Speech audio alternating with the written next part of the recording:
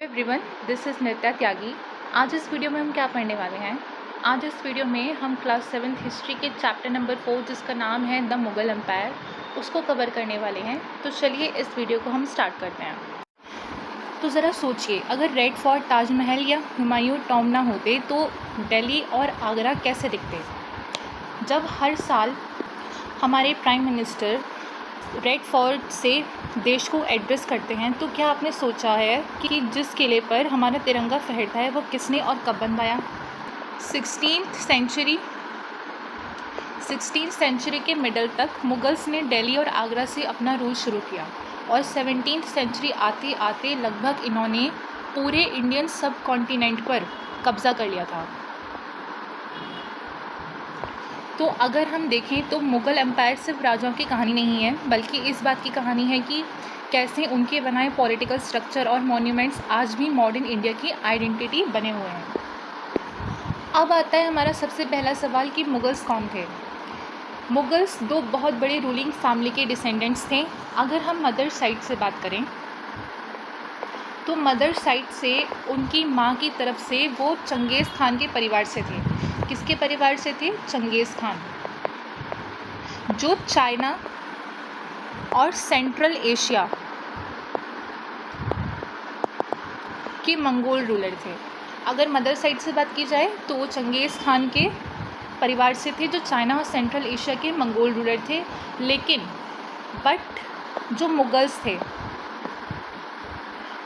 Mughals अपने आप को मंगोल या मुग़ल कहलवाना उनको पसंद नहीं था, क्योंकि चंगेज़ खान का नाम हज़ारों लोगों के कत्लेआम यानी मैसेकर्स से जुड़ा था। और अगर यही बात की जाए फादर साइड से, तो फादर साइड से अगर उनके पिता की तरफ से देखें तो वो तैमूर के डिसेंडेंट्स थे, यानी तैमूर के सक्सेसर्स थे, जिन्होंने 1398 में दिल्ली पर कब्ज़ा किया। ठीक है, मुग़ल्स को अपनी तिरमुद लिनिएज पर बहुत प्राउड था और वो इसका सेलिब्रेशन पेंटिंग बनवाकर करते थे।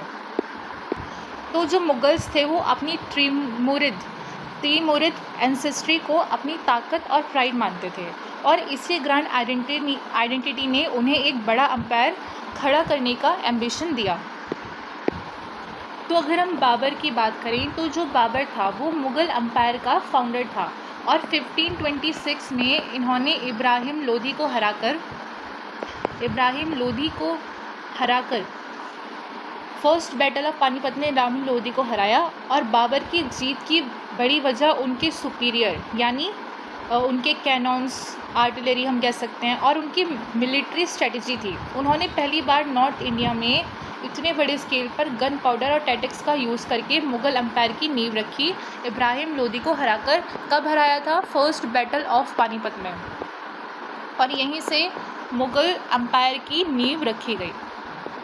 फर्स्ट बैटल ऑफ पानीपत हुआ था 1526 में। बाबर ने सिर्फ जंग नहीं जीती, बल्कि अपनी एडवांस मिलिट्री टेक्नोलॉजी और प्लानिंग से इंडिया में मुग़ल एम्पायर की नींव भी रखी। यहीं अगर हम दूसरी ओर बात करें अकबर की, तो जो अकबर है वो मुग़ल एम्पायर का ग्रेटेस्ट रूलर माना जाता था। उन्होंने 3 मुख्य चीज़ों पर काम किया। पहला, एम्पायर एक्सपेंशन पे। एम्पायर एक्सपेंशन में अकबर ने मिलिट्री कॉन्क्वेस्ट के ज़रिए एम्पायर की बाउंड्री को बहुत दूर दूर तक बढ़ाया। सेकंड काम किया इन्होंने एडमिनिस्ट्रेटिव रिफॉर्म्स। एडमिनिस्ट्रेटिव रिफॉर्म्स में इन्होंने मनसबदारी और ज़ब्त सिस्टम जैसे मजबूत एडमिनिस्ट्रेटिव रूल्स बनाए, जिससे एम्पायर स्टेबल हो जाए। क्या रूल बनाया? एक तो मनसबदारी सिस्टम और दूसरा ज़ब्त सिस्टम। तीसरा, रिलीजियस टॉलरेंस। रिलीजियस टॉलरेंस को क्या बोलते हैं? सुलाही कुल। इन्होंने सभी धर्मों को रिस्पेक्ट दी और राजपूत्स के साथ अलायंस बनाए और रिलीजियस हार्मनी को बढ़ावा दिया। अकबर ने एम्पायर को सिर्फ बड़ा नहीं किया, बल्कि स्मार्ट एडमिनिस्ट्रेशन और रिलीजियस टॉलरेंस से उसे मजबूत और परमानेंट बनाया। अगर हम बात करें हुमायूं की, तो हुमायूं बाबर का बेटा था। किसका सन था? बाबर का। हुमायूं बाबर का सन था, और बाबर के बाद उनके बेटे हुमायूं रूलर बने। लेकिन इनका जो सफ़र था हुमायूं का, ये बहुत उतार चढ़ाव से भरा था। अगर हम बात करें तो शेर शाह सूरी ने हुमायूं को हराकर इंडिया से भागने पर मजबूर कर दिया था, लेकिन 15 साल बाद आफ्टर 15 ईयर्स हुमायूं ने दोबारा दिल्ली पर कब्जा करके अपना थ्रोन वापस ले लिया। सेकंड अगर हम बात करें तो अपने एग्ज़ाइल के दौरान वो पर्शिया में रहे, और जब वो वहाँ से वापस आए तो अपने साथ पर्शियन पेंटर्स,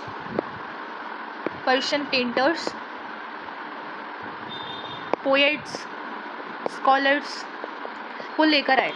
इसी वजह से मुग़ल आर्ट, लिटरेचर और कोर्ट एटिकेट पर पर्शियन कल्चर की बहुत गहरी छाप पड़ी।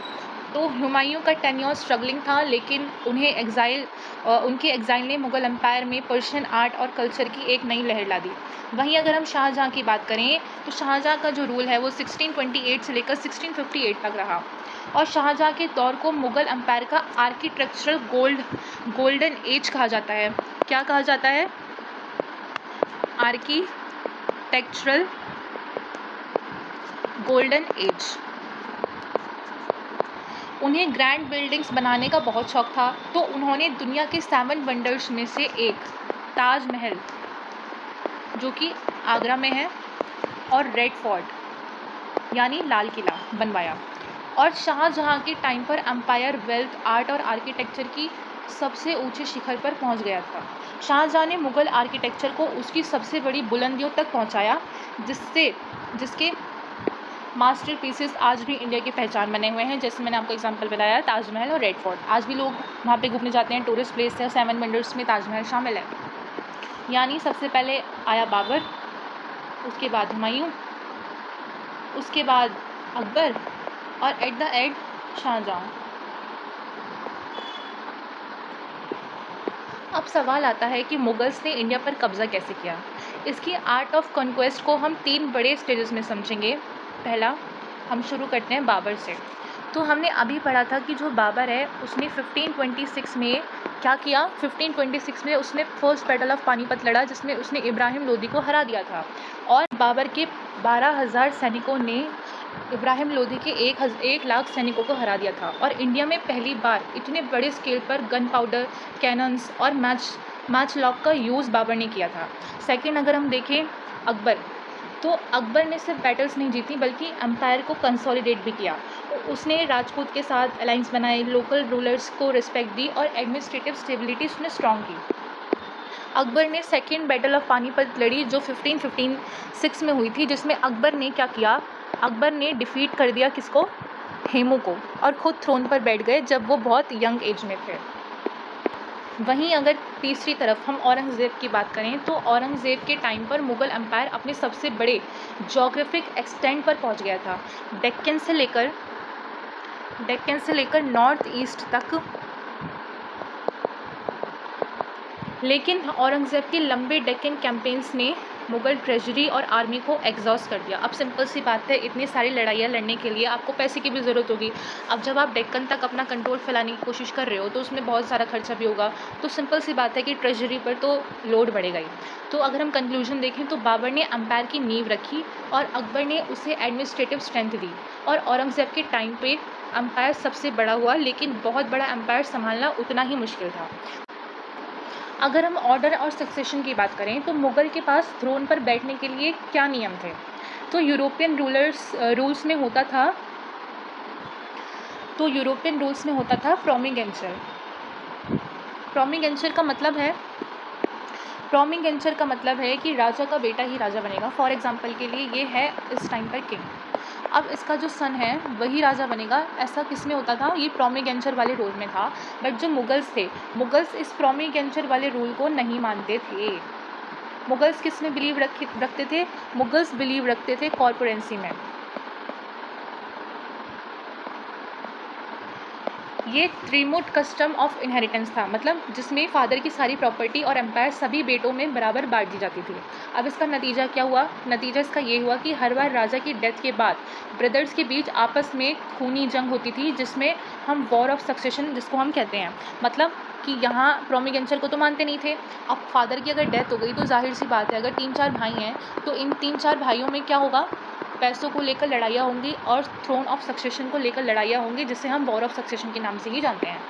और थ्रोन के लिए अपनों से ही लड़ना मुग़ल सक्सेशन की सबसे बड़ी वीकनेस बन गई, जिससे एम्पायर बार बार अनस्टेबल होता रहा।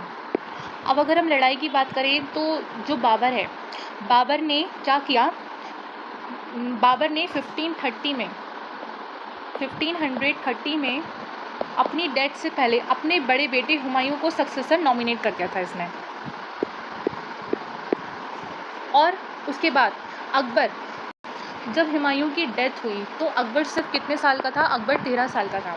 क्योंकि वो बहुत छोटे थे तो इसलिए उनके प्रोटेक्टर और रेजेंट बैरम खान ने एम्पायर को संभाला जब तक अकबर बड़ा नहीं हो गया। अगर हम बात करें औरंगज़ेब सक्सेशन वॉर की, तो ये मुग़ल हिस्ट्री का सबसे ब्रूटल पीरियड माना जाता है। ब्रूटल पीरियड क्यों? क्योंकि ये मुग़ल हिस्ट्री का ब्रूटल पीरियड इसलिए माना जाता है क्योंकि एक ये सिविल वॉर था जहाँ शाहजहाँ के चारों बेटों में लड़ाई हुई और औरंगज़ेब ने अपने तीनों भाइयों दारा शिकोह, शुजा और मुराद, इनको हराकर जेल में डाल दिया और ख़ुद थ्रोन पर कब्ज़ा करने लगा। और ख़ुद थ्रोन पर अकबर ने क्या किया, खुद थ्रोन पर औरंगज़ेब ने क्या किया, औरंगज़ेब ने खुद थ्रोन पर कब्ज़ा कर लिया। 1707 में औरंगज़ेब की डेथ हो जाती है और 1707 में औरंगज़ेब की डेथ के बाद लगातार सक्सेशन वॉर्स होती रही। सेंट्रल पावर अब क्या बढ़ने लगी, वीक पड़ने लगी, क्योंकि यहाँ पे लोग आपस में ही एक दूसरे से लड़ रहे थे, जो मुग़ल एम्पायर की सबसे बड़ी कमज़ोरी था। और रीजनल गवर्नर्स जैसे बंगाल, अवध, हैदराबाद, इसमें क्या हुआ, इन्होंने खुद को क्या डिक्लेयर कर दिया, इन्होंने खुद को इंडिपेंडेंट डिक्लेयर करना शुरू कर दिया। तो इस स्लाइड का की टेक अवे ये है कि क्लियर सक्सेशन लॉ ना होना एक तरह से स्ट्रेंथ भी था, क्योंकि जो सबसे ताकतवर और कैपेबल बेटा होता था वही जीतकर राजा बनता था। लेकिन ये उनकी फैटल वीकनेस यानी सबसे बड़ी कमज़ोरी बन गया, क्योंकि हर बार होने वाली आपस की सिविल वॉर्स ने मुग़ल के रिसोर्सेस और आर्मी को अंदर से खोखला कर दिया था। तो अगर हम अब बात करते हैं डिप्लोमेसी एंड डोमिनेशन की, तो मुगल्स ने सिर्फ मिलिट्री फोर्स का यूज़ नहीं किया, बल्कि डिप्लोमेसी, मैरिज अलाइंस और हाई रैंक्स का एक स्मार्ट कॉम्बिनेशन यूज़ किया। अकबर की पॉलिसी थी सलाह इक्वल, यानी यूनिवर्सल पीस, सभी के साथ शांति, जो उनकी डिप्लोमेसी का कोर फाउंडेशन था। मुग़ल की सबसे बड़ी खासियत ये थी कि वो हर किसी से सिर्फ लड़ाई नहीं करते थे, बल्कि उनकी पॉलिसी थी डिप्लोमेसी और डोमिनेशन। ये अकबर की पॉलिसी थी।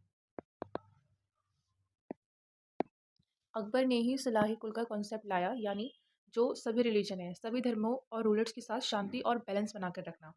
इन्होंने अलग अलग टूल्स का यूज़ किया, जिसे आज हम डिप्लोमेटिक इंस्ट्रूमेंट्स के नाम से जानते हैं।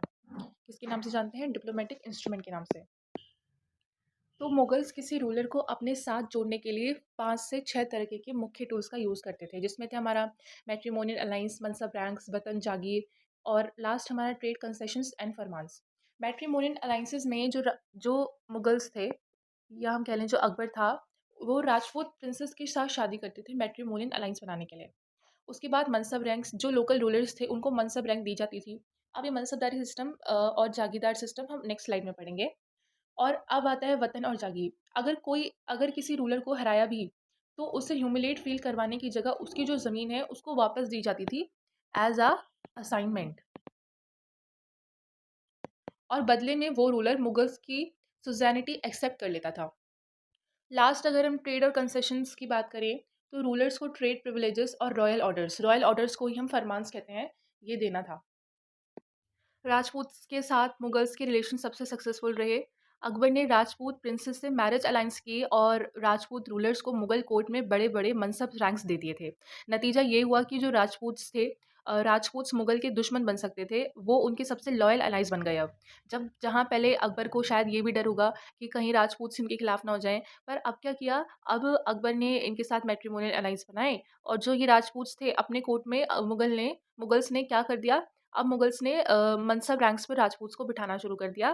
तो क्या हुआ, जो राजपूत्स थे वो उनके प्रति भी लॉयल हो गए। अब सेकंड थिंग आती है हमारी, अब बात करते हैं हम नेबर्स की। ईरान, रशिया के साफीद रूलर्स के साथ रिलेशंस विद साफीद, ईरान और प्रशिया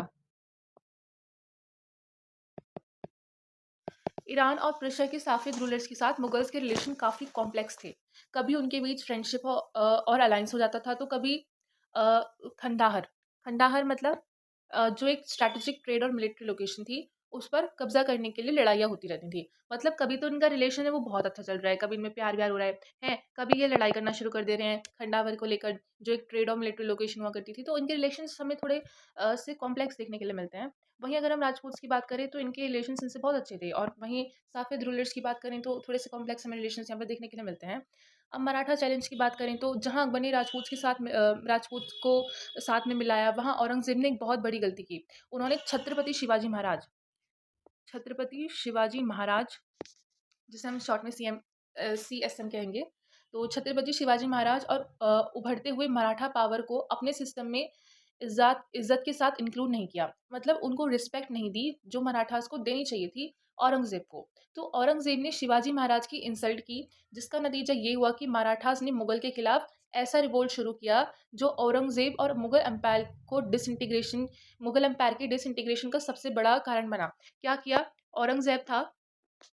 औरंगजेब ने छत्रपति शिवाजी महाराज को क्या नहीं दी, रिस्पेक्ट नहीं दी, जिसकी वजह से क्या हुआ, जो मराठास ने इनके प्रति इनके अगेंस्ट क्या शुरू कर दिया, रिवोल्ट शुरू कर दिया, जिसकी वजह से ये मुगल एम्पायर के डिसइंटीग्रेशन का सबसे बड़ा कारण बना।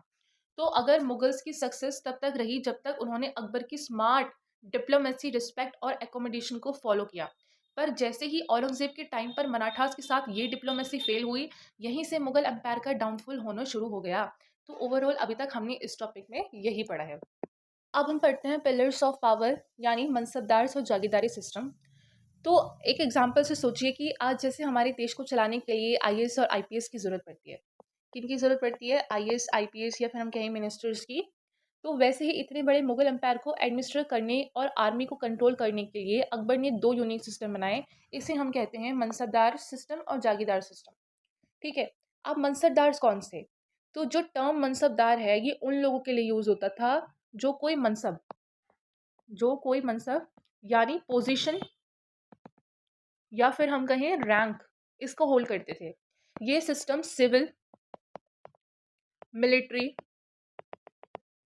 और एडमिनिस्ट्रेटिव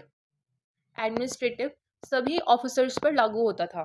एक मनसबदार की पोजीशन और रिस्पॉन्सिबिलिटी को 2 न्यूमेरिक वैल्यू यानी जात और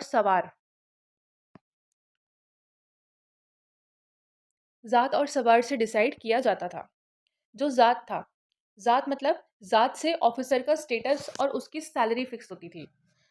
जितना बड़ा जात नंबर, एग्जाम्पल 5000 जात, और ये यहाँ पर है दूसरी तरफ 1000 जात, तो कोर्ट में उस ऑफिसर की इज्जत, पोजीशन और सैलरी उतनी ही बड़ी होगी जितना बड़ा उसका जात होगा।